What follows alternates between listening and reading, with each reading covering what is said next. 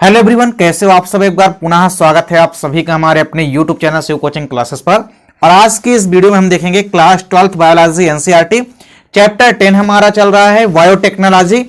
यानी आज की इस वीडियो में यहाँ पे हम 2 से 3 ऐसे इंपॉर्टेंट क्वेश्चन देखने वाले हैं जो कि हैं तो शॉर्ट क्वेश्चन यानी कि छोटे छोटे क्वेश्चन हैं, लेकिन ये क्वेश्चन है काफी इंपॉर्टेंट क्योंकि कई बार आपके एग्जाम में पूछे भी जा चुके हैं और यहां से क्वेश्चन डेफिनेट रूप से कोई ना कोई क्वेश्चन आपके एग्जाम में जरूर पूछा जा सकता है, क्योंकि छोटे क्वेश्चन आपके एग्जाम में कई सारे पूछे जाते हैं जो कि अति लघु उत्तरीय होते हैं, उन्हीं में ये क्वेश्चन एग्जाम में आपके आ सकते हैं। तो चलिए सीधे वीडियो को स्टार्ट करते हैं। जो पहला क्वेश्चन है हमारा आज का वो ये है कि जीन उपचार यानी कि जीन थेरेपी क्या होती है। नाम से ही स्पष्ट है कि जीन थेरेपी। चलिए जीन थेरेपी समझते हैं। सबसे पहले होता क्या है, देखिए बहुत से रोग ऐसे भी होते हैं जो कि विशिष्ट जीन क्रम में परिवर्तन के कारण उत्पन्न हो जाते हैं। सपोज करिए किसी व्यक्ति के अंदर यदि जीनों का क्रम, यदि जीनों का सीक्वेंस जो है वो बिगड़ जाता है, इधर का उधर हो जाता है, तो यदि जीनों का सीक्वेंस बिगड़ जाता है तो ऐसी सिचुएशन में भी कई सारे रोग जीवों के अंदर देखने को मिल सकते हैं। अब इसको ठीक किया जा सकता है, किसके माध्यम से ठीक किया जा सकता है, तो डीएनए पुनर्योजन तकनीकों के माध्यम से इसे हम ठीक कर सकते हैं। देखिए जो पुनर्योजन डीएनए तकनीक है इसके द्वारा हम आज ऐसे दोषी जीनों का प्रतिस्थापन एक सामान्य एवं स्वस्थ जीन के द्वारा कर सकते हैं। यानी अगर जिस अंग में जीनों का सीक्वेंस गड़बड़ हुआ है, जहां पर जीनों का क्रम यदि बिगड़ा है, वहां पे हम क्या कर सकते हैं, जीन थेरेपी के माध्यम से। जीन थेरेपी का मतलब है कि डीएनए पुनर्योजन तकनीक के माध्यम से हम उसकी जगह पे, मतलब जहां पे जीनों का क्रम गड़बड़ हुआ है, उस गड़बड़ युक्त जीन को सही जीन के द्वारा प्रतिस्थापित कर सकते हैं, या उसकी जगह हम स्वस्थ जीन को एक अच्छे जीन का समावेश करा सकते हैं और उस अंग को ठीक कर सकते हैं जिस अंग में जीन का सीक्वेंस बिगड़ा था और रोग उत्पन्न हुआ था। तो अगर कहीं पर जीनों का सीक्वेंस या क्रम बिगड़ जाता है जीवों के अंदर, तो ऐसी सिचुएशन में भी कई सारे रोग उत्पन्न हो सकते हैं और इन रोगों को हम थेरेपी के माध्यम से ठीक कर सकते हैं। तो इसे हम कहेंगे जीन थेरेपी। तो जीन थेरेपी के माध्यम से हम डीएनए पुनर्योजन तकनीक का उपयोग करेंगे और पुनर्योजन डीएनए तकनीक के माध्यम से हम नए प्रकार के डीएनए या जीनों का समावेश कराएंगे। यानी जहां पे जीन गड़बड़ हुआ है, उनका सीक्वेंस बिगड़ा है, उसकी जगह हम अच्छे और सुंदर जीन का समावेश कराएंगे और इसे ही हम कहते हैं जीन उपचार या जीन थेरेपी। मतलब गड़बड़ जीन की जगह में सही जीनों का प्रतिस्थापन कर देना ही क्या कहलाता है, जीन थेरेपी। तो जीन थेरेपी के माध्यम से हम गड़बड़ी युक्त जीन को सही जीन के द्वारा प्रतिस्थापित कर सकते हैं या ठीक कर सकते हैं। तो इस क्रिया को हम कहते हैं जीन थेरेपी या जीन उपचार। देखिए जीन उपचार की 2 विधियां, जिसमें से एक विधि है रोगी थेरेपी। रोगी थेरेपी का मतलब यह है कि इस विधि में रोगी के शरीर से प्रभावित जो ऊतक होते हैं उनमें जैव तकनीकों के द्वारा स्वस्थ ऊतक का प्रवेश कराया जाता है।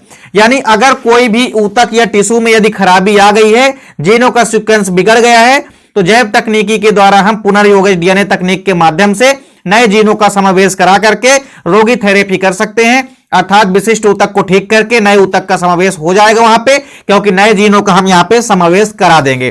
तो इससे हो जाएगा रोगी की थेरेपी। फिर इसके बाद दूसरा है भ्रूण उपचार।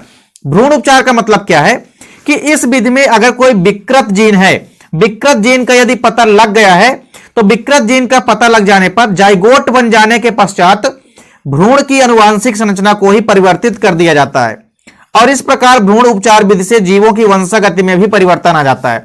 अगर सपोज करिए कोई ऐसा जीव है जो कि मान लीजिए भ्रूणी अवस्था में है, उसका डेवलपमेंट हो रहा है गर्भाशय के अंदर, तो यदि जाइगोट अवस्था बनने के पश्चात जैसे ही भ्रूण बनने लगता है जीव, तो उस अवस्था में यदि किसी भी व्यक्ति के अंदर या जीव के अंदर या जो भ्रूण विकसित हो रहा है उसके अंदर यदि मान लीजिए विकृत जीन का पता लग जाता है, तो भ्रूणी अवस्था में भी विकृत जीन की जगह में सही जीनों का समावेश करा करके उसको ठीक किया जा सकता है और उसमें यदि नए प्रकार के आनुवांशिक गुणों का भी समावेश किया जा सकता है, क्योंकि नए प्रकार के जीनों का जब समावेश किया जाएगा तो जाहिर सी बात है इसकी पूरी संभावना है कि उसके अंदर नए गुण विकसित हो सकते हैं। तो इसके कारण उसकी आनुवांशिक संरचना यानी उसकी वंशागति में भी परिवर्तन आ सकता है। तो इस प्रकार से जीन थेरेपी का मतलब है कि जीनों का उपचार करना, कहीं पर भी यदि गड़बड़ी युक्त जीन है तो उसकी जगह में सही जीन का समावेश करा देना ही क्या कहलाता है, जीन उपचार या जीन थेरेपी कहलाता है। एक क्वेश्चन कई बार आपके एग्जाम में पूछा गया है, परजीवी जीवाणु यानी कि ट्रांसजेनिक बैक्टीरिया। देखिए इसके पहले आप पढ़ चुके हैं ट्रांसजेनिक फसल, ट्रांसजेनिक पौधे, ट्रांसजेनिक जीवों के सूक्ष्म जीव भी आप पढ़ चुके हैं, कई सारे एग्जाम्पल भी आप देख चुके हैं। अब यहां पे हम देखेंगे ट्रांसजेनिक बैक्टीरिया, यानी यहां पे परजीवी बैक्टीरिया हम देखेंगे। ट्रांसजेनिक बैक्टीरिया क्या होते हैं, तो अगर मान लीजिए कोई बैक्टीरिया है, अब उस बैक्टीरिया के डीएनए में हम परिचालन के द्वारा एक अतिरिक्त जीन को व्यवस्थित कर देते हैं और वो जीन अपना लक्षण भी व्यक्त करती है। इस जीन को ही हम कहते हैं परजीवी जीवाणु। मतलब कोई ऐसा बैक्टीरिया जिसके अंदर मान लीजिए डीएनए उपस्थित है या कोई भी आनुवांशिक पदार्थ उपस्थित है, अब उसके अंदर हम एक नए प्रकार के जीन का समावेश करा दें और जिस नए जीन का हम समावेश कराएंगे उसके अंदर अगर समावेश होने के पश्चात वह जीन अपना लक्षण व्यक्त करता है, यानी अपनी उपस्थिति व्यक्त करता है या एक नए प्रकार का लक्षण दर्शाता है, तो इसे ही हम कहेंगे परजीवी जीवाणु। मतलब कोई एक जीवाणु है, अब उस जीवाणु के अंदर हमने नए प्रकार के जीनों का समावेश करा दिया है, अब जो नया जीन है वो अपना लक्षण व्यक्त कर रहा है, इसे ही हम कहेंगे परजीवी जीवाणु। यानी एक नया प्रकार का जीवाणु तैयार हो जाएगा। क्यों? क्योंकि उसके जीनों का क्रम बिगड़ जाएगा, एक नए जीनों का क्रम आ जाएगा, जीनों में अगर कोई गड़बड़ी रही होगी वो भी ठीक हो जाएगा। साथ ही साथ मेन पॉइंट तो ये है कि जीनों की संरचना जो है, हमने मान लीजिए किसी जीन को अगर समावेश कराया है किसी जीव के अंदर, तो जाहिर सी बात है कि उससे एक नए प्रकार का बैक्टीरिया का निर्माण होगा। तो यहां पे हम चूंकि बैक्टीरिया में पढ़ रहे हैं, तो बैक्टीरिया के अंदर अगर हमने नए प्रकार के जीनों का समावेश करा दिया है तो इसके अंतर्गत एक नए प्रकार की बैक्टीरिया डेवलपमेंट होगी, जिसे हम कहेंगे परजीवी जीवाणु यानी कि ट्रांसजेनिक बैक्टीरिया। तो ट्रांसजेनिक बैक्टीरिया का सीधे से मतलब है कि कोई ऐसी बैक्टीरिया जिसके अंदर हम एक नए प्रकार के जीनों का समावेश करा दें और वह नया जीन अपना उपस्थिति व्यक्त करता है, इसे ही हम कहते हैं परजीवी जीवाणु। परजीवी जीवाणु के यदि हम एग्जाम्पल की बात करते हैं तो देखिए, जो इकोलाई होता है, इकोलाई बैक्टीरिया एक परजीवी जीवाणु है। जो इकोलाई बैक्टीरिया है, यह परजीवी जीवाणु है जो कि मधुमेह रोग के निदान के लिए इंसुलिन को उत्पन्न करता है। देखिए, इंसुलिन जो है, इंसुलिन की कमी से ही क्या होता है, मधुमेह रोग यानी कि डायबिटीज या शुगर रोग होता है। अब इसका यदि निदान करना है मधुमेह रोग का, तो जाहिर सी बात है कि इंसुलिन की मात्रा उत्पन्न करनी होगी, डेवलप करनी होगी, क्योंकि इंसुलिन की मात्रा ही दी जाएगी तभी तो मधुमेह रोग कंट्रोल में आएगा। तो इंसुलिन के उत्पादन में उपयोग किया जाता है। अब इंसुलिन की यदि हम बात करते हैं तो इंसुलिन जो अणु होता है, यह 2 पॉलीपेप्टाइड श्रृंखलाओं का बना होता है। कितनी श्रृंखलाओं का बना होता है? 2 पॉलीपेप्टाइड श्रृंखलाओं का बना होता है, जिसमें 2 श्रृंखला होती है। एक श्रृंखला होती है ए और दूसरी श्रृंखला होती है बी। ये दोनों श्रृंखलाएं जो होती है आपस में डाइसल्फाइड बंधों के द्वारा जुड़ी होती है। यहां से क्वेश्चन आपके एग्जाम में अक्सर पूछा जाता है कि ये तो मान लीजिए आम सी बात है कि जो इंसुलिन है इसकी कमी से मधुमेह रोग होता है, लेकिन एक क्वेश्चन अक्सर आपके एग्जाम में पूछा जाता है कि जो इंसुलिन अणु है इसकी दोनों श्रृंखलाएं आपस में किस बंध के द्वारा जुड़ी होती है? तो आपको याद रखना है डाइसल्फाइड बंध। किसके द्वारा? डाइसल्फाइड बंध के द्वारा। इसके अलावा आप देखे हैं कि जो आप संरचना देखे हैं एंटीबॉडी की संरचना, उसमें भी आपने देखा था कि जो श्रृंखलाएं होती थी पॉलीपेप्टाइड की, वो किसके माध्यम से जुड़ी होती थी? तो वो भी डाइसल्फाइड बंध के माध्यम से जुड़ी होती थी। तो ये दूसरा क्वेश्चन इंपॉर्टेंट है, परजीवी जीवाणु, जो कि अक्सर आपके एग्जाम में पूछा जाता है। अब एक आखिरी क्वेश्चन देखते हैं, क्राई प्रोटीन। क्राई प्रोटीन छोटा सा क्वेश्चन है, यह भी एग्जाम में पूछा जा सकता है। देखिए, क्राई प्रोटीन क्या है? जीवों में विष जिस जीन द्वारा कूटबद्ध होते हैं उसे हम क्राई प्रोटीन कहते हैं। मतलब विष का मतलब होता है पॉइजन या जहर। अगर कोई पर्टिकुलर जीव है, उस जीव में मान लीजिए पॉइजन का प्रवेश कराना है, तो जिस जीन द्वारा वो कूटबद्ध होगा, मतलब जिस जीन के द्वारा हम प्रवेश कराएंगे विष को, उस जीन को ही हम क्या कहेंगे? क्राई प्रोटीन कहेंगे। क्या कहेंगे? उसे हम क्राई प्रोटीन कहेंगे। और क्राई प्रोटीन जो होते हैं ये क्रिस्टलीय प्रोटीन का एक वर्ग है। किसका वर्ग है?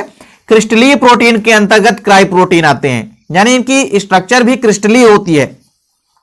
अब हम बात करते हैं जैसे बैसिलस थुरिंजियंसिस जीवाणु हो गया, तो बैसिलस थुरिंजियंसिस जीवाणु की जो कुछ प्रजातियां होती है ये क्राई प्रोटीन का निर्माण करती है। हमने आपको बीटी काटन पढ़ाया है।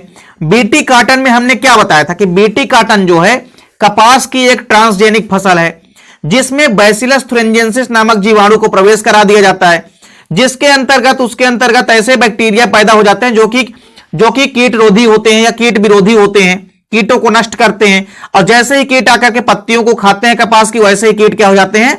नष्ट हो जाते हैं। क्यों? क्योंकि उसके अंदर कई प्रकार के पॉइजन रूपी प्रोटीन का निर्माण हो चुका होता है।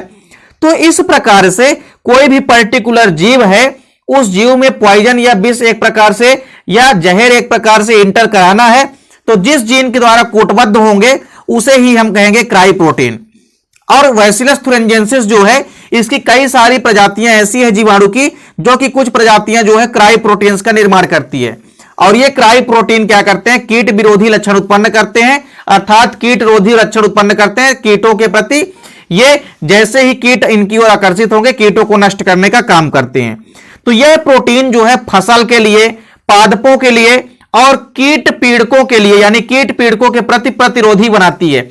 यानी अगर इस बैसिलस thuringiensis जीवाणु को, इससे उत्पन्न होने वाले क्राई प्रोटीन को अगर हम किसी पौधे के अंदर, फसल के अंदर प्रवेश करा देते हैं इस जीन को, तो यह जीन एक नए प्रकार के विष का निर्माण कर देगा, जीव के अंदर पॉइजन या जहर का निर्माण कर देगा, जिससे वह फसल कीट रोधी हो जाती है। तो इस प्रकार से क्राई प्रोटीन का मतलब है कि जीवों में जो विष या पॉइजन या जहर होता है, जिस जीनों के द्वारा कूटबद्ध होता है, परिचालित होता है, उसे हम कहते हैं क्राई प्रोटीन। तो क्राई प्रोटीन आपको याद रखना है कि बैसिलस thuringiensis नामक जो जीवाणु होता है इसकी कुछ प्रजातियां ही क्राई प्रोटीन्स का निर्माण करती है। तो इस प्रकार से क्राई प्रोटीन भी आपको समझ में आ गया होगा। तो तीनों के तीनों क्वेश्चन इंपॉर्टेंट है, जीन थेरेपी, परजीवी जीवाणु यानी कि ट्रांसजेनिक बैक्टीरिया और इसके अलावा क्राई प्रोटीन, ये तीनों क्वेश्चन इंपॉर्टेंट है, आपके एग्जाम में आ सकते हैं। तो उम्मीद करता हूं वीडियो पसंद आई होगी। वीडियो अच्छी लगे तो लाइक कमेंट जरूर कीजिए, साथ ही साथ दोस्तों के बीच ज्यादा से ज्यादा वीडियो को शेयर कीजिए। चैनल पे आप यदि नए हैं तो चैनल को सब्सक्राइब जरूर कर लें, साथ ही साथ बेल आइकन प्रेस कर लीजिए ताकि वीडियो की नोटिफिकेशन आपको मिलती रहे। मिलते हैं नेक्स्ट वीडियो में, तब तक के लिए जय हिंद, वंदे मातरम।